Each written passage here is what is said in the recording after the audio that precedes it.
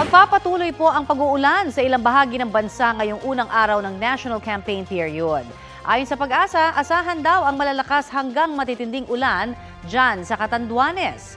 Moderate to heavy rains naman ang mararanasan sa Aurora, Quezon, Marinduque, Oriental Mindoro, Palawan, Camarines Provinces, Albay, Sorsogon, Northern Samar, Eastern Samar at Samar. Pinaalerto ang publiko sa banta ng baha o landslide.